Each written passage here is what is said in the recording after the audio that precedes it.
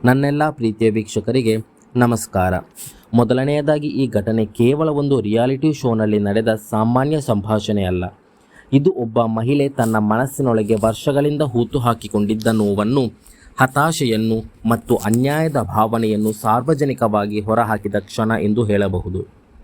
ನಾವು ಸಾಮಾನ್ಯವಾಗಿ ಟಿವಿಯಲ್ಲಿ ಕಲಾವಿದರನ್ನು ನೋಡಿದಾಗ ಅವರು ಯಾವಾಗಲೂ ನಗುತ್ತಿರುತ್ತಾರೆ, ಮೇಕಪ್ ಮಾಡಿಕೊಂಡು ಸುಂದರವಾಗಿ ಕಾಣುತ್ತಾರೆ, ಆತ್ಮವಿಶ್ವಾಸದಿಂದ ಮಾತನಾಡುತ್ತಾರೆ ಎಂದು ಭಾವಿಸುತ್ತೇವೆ. ಆದರೆ ಅವರು ಕೂಡ ನಮ್ಮಂತೆ ಮನುಷ್ಯರೇ.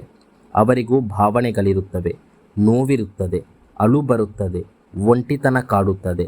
ಆದರೆ ಅವರು ಅನುಭವಿಸುವ ನೋವು ಜನರ ಕಣ್ಣಿಗೆ ಹೆಚ್ಚಾಗಿ ಕಾಣಿಸುವುದಿಲ್ಲ.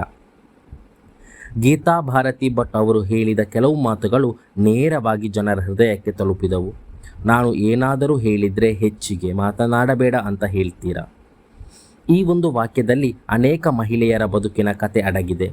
ಬಹಳ ಸಲ ಮನೆಯಲ್ಲಾಗಲಿ, ಕೆಲಸದ ಸ್ಥಳದಲ್ಲಾಗಲಿ, ಸಂಬಂಧಗಳಲ್ಲಾಗಲಿ ಮಹಿಳೆಯರು ತಮ್ಮ ಅಭಿಪ್ರಾಯವನ್ನು ಹೇಳಲು ಮುಂದಾದಾಗ, ಅಷ್ಟು ಮಾತನಾಡಬೇಡ, ಜಾಸ್ತಿ ಯೋಚಿಸಬೇಡ, ಡ್ರಾಮಾ ಮಾಡಬೇಡ, ಸಣ್ಣ ವಿಷಯಕ್ಕೆ ದೊಡ್ಡದು ಮಾಡ್ತೀಯಾ ಎಂಬ ಮಾತುಗಳು ಕೇಳಬೇಕಾಗುತ್ತದೆ.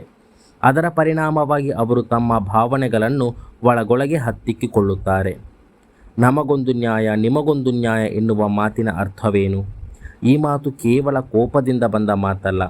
ಇದು ಸಮಾಜದಲ್ಲಿರುವ ಡಬಲ್ ಸ್ಟ್ಯಾಂಡರ್ಡ್ ಬಗ್ಗೆ ಹೇಳುವ ಮಾತು. ಒಬ್ಬ ಪುರುಷಂಗೆ ಕೋಪಗೊಂಡರೆ ಅವನಿಗೆ ಟೆನ್ಷನ್ ಇದೆ ಎಂದು ಹೇಳುತ್ತಾರೆ. ಆದರೆ ಒಬ್ಬ ಮಹಿಳೆ ತನ್ನ ನೋವನ್ನು ವ್ಯಕ್ತಪಡಿಸಿದರೆ ಡ್ರಾಮಾ ಮಾಡ್ತಾಳೆ ಎಂದು ಹೇಳುತ್ತಾರೆ. ಒಬ್ಬರು ತಮ್ಮ ಅಭಿಪ್ರಾಯವನ್ನು ಗಟ್ಟಿಯಾಗಿ ಹೇಳಿದರೆ ಅದನ್ನು ಆತ್ಮವಿಶ್ವಾಸ ಎಂದು ಕರೆಯುತ್ತಾರೆ. ಆದರೆ ಮಹಿಳೆ ಅದೇ ರೀತಿ ಮಾತನಾಡಿದರೆ ಜಾಸ್ತಿ ಮಾತನಾಡ್ತಾಳೆ ಎಂದು ಟೀಕಿಸಲಾಗುತ್ತದೆ. ಇದೇ ಗೀತಾ ಭಾರತಿ ಭಟ್ ಅವರು ಹೇಳಿದ ನನಗೊಂದು ನ್ಯಾಯ, ನಿಮಗೊಂದು ನ್ಯಾಯ ಎಂಬ ಮಾತಿನ ಅರ್ಥ. ಈ ಮಾತು ಕೇಳಿದಾಗ ಅನೇಕ ಜನರಿಗೆ ತಮ್ಮದೇ ಜೀವನ ನೆನಪಾಗಿರಬಹುದು. ಯಾಕೆಂದರೆ ನಾವು ಎಲ್ಲರೂ ಒಂದು ಹಂತದಲ್ಲಿ ಹೀಗೆ ಅನುಭವಿಸಿದ್ದೇವೆ.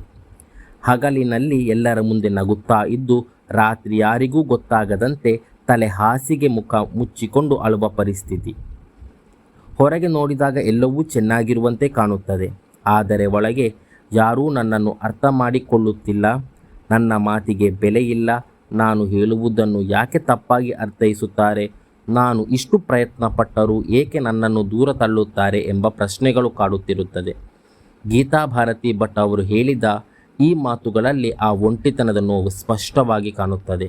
ಅದೇ ಅವರು ಹೇಳಿದ ಮಾತು, ನಾನು ಎಷ್ಟು ಬಾರಿ ಒಬ್ಬಳೇ ಹತ್ತುಕೊಂಡು ಮಲಗಿದ್ದೀನಿ ಗೊತ್ತಾ ಎಂಬ ಮಾತು. ಅಲ್ಲದೆ ಗೀತಾ ಭಾರತಿ ಭಟ್ ಅವರು ಈ ಹಿಂದೆಯೂ ತಮ್ಮ ಮೇಲೆ ನಡೆದ ಬಾಡಿ ಶೇಮಿಂಗ್ ಬಗ್ಗೆ ಬಹಿರಂಗವಾಗಿ ಮಾತನಾಡಿದ್ದರು. ಅವರ ದೇಹದ ಆಕೃತಿಯ ಬಗ್ಗೆ ಸಾಮಾಜಿಕ ಜಾಲತಾಣಗಳಲ್ಲಿ ಅನೇಕ ಟೀಕೆಗಳು ಬಂದಿದ್ದವು. ಕೆಲವರು ಇನ್ನೂ ಸಣ್ಣಾಗಬೇಕು, ಹೀರೋಯಿನ್ ಥರ ಕಾಣುತ್ತಿಲ್ಲ, ತೂಕ ಜಾಸ್ತಿ ಎಂಬ ರೀತಿ ಕಾಮೆಂಟ್ಗಳನ್ನು ಮಾಡುತ್ತಿದ್ದರು. ಇವು ಕೆಲವರಿಗೆ ಸಣ್ಣ ವಿಷಯವಾಗಿ ಕಾಣಬಹುದು. ಆದರೆ ಪ್ರತಿದಿನ ಇಂತಹ ಮಾತುಗಳನ್ನು ಓದುತ್ತಾ ಕೇಳುತ್ತಾ ಬದುಕುವುದು ತುಂಬ ಕಷ್ಟ. ಒಂದು ಕಲ್ಲನ್ನು ಒಮ್ಮೆ ಎಸೆದರೆ ಏನೂ ಆಗದೆ ಇರಬಹುದು. ಆದರೆ ಅದೇ ಕಲ್ಲು ಪ್ರತಿದಿನ ಬೀಳುತ್ತಾ ಇದ್ದರೆ ಅದು ಗಾಯವಾಗುತ್ತದೆ. ಹಾಗೆಯೇ ಪದೇ ಪದೇ ಬರುವ ಟೀಕೆಗಳು ಮನಸ್ಸಿನ ಮೇಲೆ ಆಳವಾದ ಗಾಯವನ್ನು ಉಂಟು ಮಾಡುತ್ತದೆ. ಸದ್ಯ ಬಿಡುಗಡೆಯಾಗಿರುವ ಪ್ರೋಮೋ ನೋಡಿದರೆ ಅವರು ಯಾರನ್ನು ಉದ್ದೇಶಿಸಿ ಮಾತನಾಡಿದ್ದಾರೆ ಎಂದು ಸ್ಪಷ್ಟವಾಗಿಲ್ಲ. ಅವರು ತಮ್ಮ ವೈಯಕ್ತಿಕ ಜೀವನದ ಬಗ್ಗೆ ಮಾತನಾಡಿದ್ದಾರೆಯೇ ಅಥವಾ ಸಮಾಜದಿಂದ ಎದುರಿಸಿದ ಟೀಕೆಗಳ ಬಗ್ಗೆ ಮಾತನಾಡಿದ್ದಾರೆಯೇ ಎಂದು, ಅಥವಾ ಕಾರ್ಯಕ್ರಮದ ಒಂದು ನಿರ್ದಿಷ್ಟ ಸನ್ನಿವೇಶದಲ್ಲಿ ಈ ಭಾವನೆಗಳನ್ನು ವ್ಯಕ್ತಪಡಿಸಿದ್ದಾರೆಯೇ ಎಂಬುದಕ್ಕೆ ಈ ವಾರದ ಸಂಪೂರ್ಣ ಸಂಚಿಕೆ ನೋಡಿದ ನಂತರವೇ ಸ್ಪಷ್ಟವಾಗಿ ಉತ್ತರ ಸಿಗಲಿದೆ. ಆದರೆ ಒಬ್ಬ ವ್ಯಕ್ತಿ ತನ್ನ ನೋವನ್ನು ಹೇಳಿಕೊಳ್ಳಲು ಧೈರ್ಯ ಮಾಡುತ್ತಿದ್ದಾನೆ ಎಂದರೆ ಅವನಿಗೆ ಅಥವಾ ಅವಳಿಗೆ ಅರ್ಥ ಮಾಡಿಕೊಳ್ಳುವ ವ್ಯಕ್ತಿ ಬೇಕಾಗಿರುತ್ತಾನೆ. ಆ ಸಮಯದಲ್ಲಿ ನೀನು ಡ್ರಾಮಾ ಮಾಡ್ತೀಯಾ ಎಂದು ಹೇಳುವುದು ಅವರ ನೋವನ್ನು ತಿರಸ್ಕರಿಸಿದಂತಾಗುತ್ತದೆ. ಉದಾಹರಣೆಗೆ, ಒಬ್ಬ ಮಗುವಿಗೆ ಗಾಯವಾದಾಗ ಅದು ಅಳುತ್ತದೆ. ಅದಕ್ಕೆ ಡ್ರಾಮಾ ಮಾಡಬೇಡ ಎಂದು ಹೇಳಿದರೆ ಅದರ ನೋವು ಕಡಿಮೆಯಾಗುವುದಿಲ್ಲ.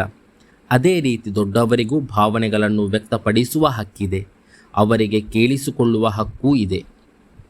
ಜೋಡಿ ನಂಬರ್ 1 ಕಾರ್ಯಕ್ರಮವು ಕೇವಲ ಮನರಂಜನೆಗೆ ಸೀಮಿತವಲ್ಲ. ಈ ಕಾರ್ಯಕ್ರಮವು ಗಂಡ ಹೆಂಡತಿ ಅಂದರೆ ಹೀಗೇ ಇರಬೇಕು ಅಂತಿಲ್ಲ, ಹೇಗೂ ಇರಬಹುದು ಎಂಬ ಸಂದೇಶವನ್ನು ನೀಡುತ್ತದೆ. ಪ್ರತಿಯೊಂದು ದಂಪತಿಗಳಲ್ಲೂ ಪ್ರೀತಿ ಇರುತ್ತದೆ, ಜಗಳ ಇರುತ್ತದೆ, ತಪ್ಪು ಅರ್ಥೈಸಿಕೊಳ್ಳುವಿಕೆ ಇರುತ್ತದೆ, ಕ್ಷಮೆ ಇರುತ್ತದೆ, ಹೊಂದಾಣಿಕೆ ಇರುತ್ತದೆ. ನಿಜವಾದ ಸಂಬಂಧ ಎಂದರೆ ಯಾವತ್ತೂ ಪರಿಪೂರ್ಣವಾಗಿರುವುದಿಲ್ಲ. ಒಬ್ಬರನ್ನೊಬ್ಬರು ಅರ್ಥ ಮಾಡಿಕೊಳ್ಳಲು ಪ್ರಯತ್ನಿಸುವುದೇ ಸಂಬಂಧದ ಸೌಂದರ್ಯ. ಈ ಘಟನೆ ನಮಗೆ ಒಂದು ಪಾಠ ಕಲಿಸುತ್ತದೆ. ನಮ್ಮ ಎದುರು ನಗುತ್ತಿರುವ ಪ್ರತಿಯೊಬ್ಬ ವ್ಯಕ್ತಿಯು ಸಂತೋಷವಾಗಿರಲೇಬೇಕು ಎಂದುಕೊಳ್ಳಬಾರದು. ಕೆಲವೊಮ್ಮೆ ಹೆಚ್ಚು ನಗುವವರೇ ಹೆಚ್ಚು ನೋವು ಅನುಭವಿಸುತ್ತಿರಬಹುದು. ಯಾರಾದರೂ ತಮ್ಮ ನೋವನ್ನು ಹೇಳಿಕೊಳ್ಳುವಾಗ ಅವರನ್ನು ತೀರ್ಪು ಮಾಡಬೇಡಿ, ಡ್ರಾಮಾ ಎಂದು ಕರೆಯಬೇಡಿ, ಅವರ ಭಾವನೆಗಳನ್ನು ಕಡಿಮೆ ಮಾಡಬೇಡಿ. ಮೊದಲು ಅವರನ್ನು ಕೇಳಿ. ಕೆಲವೊಮ್ಮೆ ಒಬ್ಬ ವ್ಯಕ್ತಿಗೆ ಬೇಕಾಗುವುದು ಪರಿಹಾರವಲ್ಲ, ನಿನ್ನ ಮಾತು ನಾನು ಕೇಳುತ್ತೇನೆ ಎಂಬ ಭರವಸೆ ಮಾತ್ರ. ಗೀತಾ ಭಾರತಿ ಭಟ್ ಅವರು ಜೋಡಿ ನಂಬರ್ 1 ವೇದಿಕೆಯಲ್ಲಿ ಹೇಳಿದ ಮಾತುಗಳು ಕೇವಲ ಸಂಚಲನ ಸೃಷ್ಟಿಸಲು ಹೇಳಿದ ಡೈಲಾಗುಗಳಂತೆ ಕಾಣುವುದಿಲ್ಲ. ಅವು ಒಬ್ಬ ಮಹಿಳೆಯ ಮನಸ್ಸಿನಲ್ಲಿ ವರ್ಷಗಳಿಂದ ಸಂಗ್ರಹಿತವಾಗಿದ್ದ ಬೇಸರ, ಅರ್ಥವಾಗದ ನೋವು, ನಿರ್ಲಕ್ಷ್ಯಕ್ಕೆ ಒಳಗಾದ ಭಾವನೆಗಳು ಮತ್ತು ಸಮಾನ ನ್ಯಾಯದ ಹಂಬಲದ ಪ್ರತಿಧ್ವನಿಯಂತೆ ಕೇಳಿಸುತ್ತವೆ. ಅವರು ಯಾರ ಬಗ್ಗೆ ಮಾತನಾಡಿದರು ಎಂಬುವುದು ಈ ವಾರದ ಸಂಚಿಕೆಯಲ್ಲಿ ತಿಳಿಯಬಹುದು. ಆದರೆ ಅವರು ಹೇಳಿದ ಮಾತುಗಳಿಂದ ಈಗಾಗಲೇ ಒಂದು ಸತ್ಯ ಹೊರಬಂದಿದೆ. ಪ್ರತಿಯೊಬ್ಬರ ನಗುವಿನ ಹಿಂದೆ ಒಂದು ಕಾಣದ ಹೋರಾಟ ಇರಬಹುದು. ಆದ್ದರಿಂದ ಜನರನ್ನು ಅವರ ನಗುವಿನಿಂದಲ್ಲ, ಅವರ ಭಾವನೆಗಳನ್ನು ಗೌರವಿಸುವ ಮೂಲಕ ಅರ್ಥ ಮಾಡಿಕೊಳ್ಳಲು ಪ್ರಯತ್ನಿಸೋಣ. ಅದಕ್ಕಾಗಿಯೇ ಗೀತಾ ಭಾರತಿ ಭಟ್ ಅವರ ಆ ಒಂದು ಪ್ರಶ್ನೆ ಅನೇಕ ಜನರ ಮನಸ್ಸಿನಲ್ಲಿ ಇನ್ನೂ ಪ್ರತಿಧ್ವನಿಸುತ್ತಿದೆ. ನಾನು ಎಷ್ಟು ಬಾರಿ ಒಬ್ಬಳೇ ಹತ್ತುಕೊಂಡು ಮಲಗಿದ್ದೀನಿ ಗೊತ್ತಾ? ಈ ಪ್ರಶ್ನೆ ಕೇವಲ ಅವರದ್ದಲ್ಲ, ಕೇಳಿಸಿಕೊಳ್ಳದೆ ಮೌನವಾಗಿ ನೋವನ್ನು ಹೊತ್ತು ಬದುಕುತ್ತಿರುವ ಅನೇಕ ಹೃದಯದ ಧ್ವನಿಯೂ ಆಗಿರಬಹುದು. ಧನ್ಯವಾದ.